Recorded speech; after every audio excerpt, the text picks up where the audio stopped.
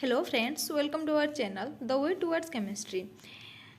जो भी SSB chemistry या पीजीटी केमिस्ट्री या केमिस्ट्री का कुछ भी बीएससी लेवल का तैयारी कर रहे हैं वो लोग के लिए खुशखबरी है।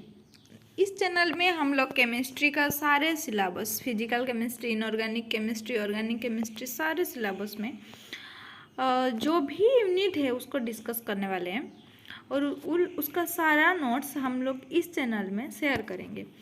जो भी स्टूडेंट एसएसबी केमिस्ट्री या पीजीटी केमिस्ट्री या बीएससी लेवल का केमिस्ट्री के लिए जो भी तैयारी कर रहे हैं वो लोग हमारे इस चैनल में जुड़े रहिए और ये चैनल को सब्सक्राइब करके हम लोग को मोटिवेटेड करें ताकि हम लोग बहुत जल्दी जो सारा सिलेबस है उसको कंप्लीट कर सकें।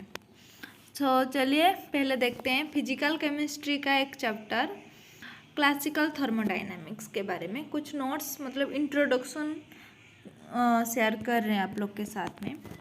मतलब क्लासिकल थर्मोडाइनमिक्स में जो भी टॉपिक है वो सबको जानने से पहले हमको कुछ जानना चाहिए और थर्मोकेमिकल टर्म एंड कॉन्सेप्ट के बारे में, जिसको जानने के बाद हम लोग को बहुत ही आसानी होगा क्लासिकल थर्मोडाइनमिक्स को समझने के लिए।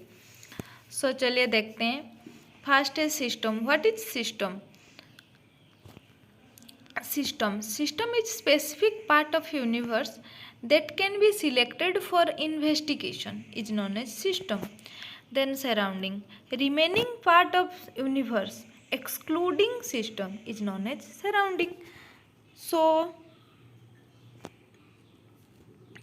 यदि हम लोग कहते हैं ये जो पूरा हो गया यूनिवर्स, देन बिकर की तरह दिखने वाला, यदि हम लोग इस को सिलेक्ट किए हैं सिस्टम की तरह, देन द रिमेनिंग पार्ट जो भी है यूनिवर्स में उसको हम लोग सराउंडिंग कहेंगे। So one can say universe is equal to system plus surrounding. So मुझे लग रहा है कि आप लोग को सिस्टम एंड सराउंडिंग समझ में आ गया होगा। सो देखते हैं type of system. Type of system, depending upon exchange of mass and energy between system and surrounding, there are three type of system: open system, closed system and isolated system. In case of open system, both mass and energy is exchanged between system and surrounding, but in case of closed system, only energy is exchanged between system and surrounding but not the mass.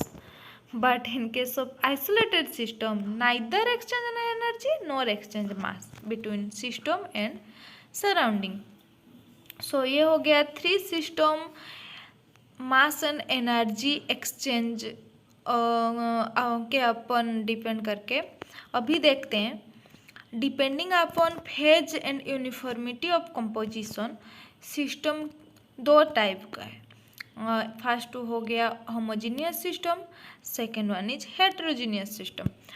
If constituent present in the system are in same phase and composition is uniform throughout the system, then this system is known as homogeneous system.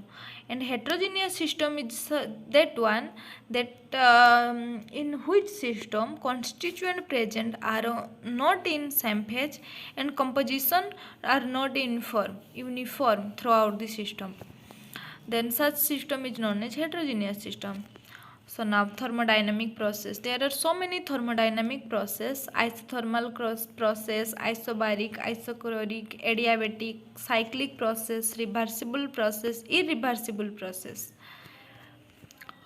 देखते हैं isothermal process. If a process is carried out at constant temperature, then this one is isothermal process. If a process is carried out at constant pressure, then this one is isobaric process. Isochoric is that process that can carried in constant volume. Adiabatic process. A process is carried out at without any exchange of heat between system and surrounding is known as adiabatic process. Or we can say if a process is carried out at constant heat, then the process is called adiabatic process. Cyclic process. Cyclic process is that process which undergo a number of different process and finally come back into its initial state. Then the entire process as a whole is termed as cyclic process. In case of cyclic process, the change in internal energy and enthalpy becomes zero. Reversible process. Reversible process is such a process which takes place very slowly and very slowly, which seems to be never completed process. Reversible process associated with a number of equilibrium stages. Irreversible process just opposite to reversible process. This process takes place very rapidly, and it is a single step process without attaining any equilibrium stage. And all the natural process are example of irreversible process. So now macroscopic property. There are two type of macroscopic property: intensive property and extensive property. Intensive property are independent on quantity of matter, and extensive property are depend on the quantity of matter. Density, viscosity, specific heat, temperature, pressure, melting point, boiling point are example of intensive property. Heat capacity, internal energy, volume, mass, entropy, enthalpy are example of extensive property. Normally intensive property are not additive, but extensive property are additive. For example हम लोग कह सकते हैं, यदि दो beaker में to solution लेंगे, first beaker में डेंसिटी मतलब सोच लो, डेंसिटी छोड़ो, कॉन्सेंट्रेशन को लेके हम लोग समझते हैं।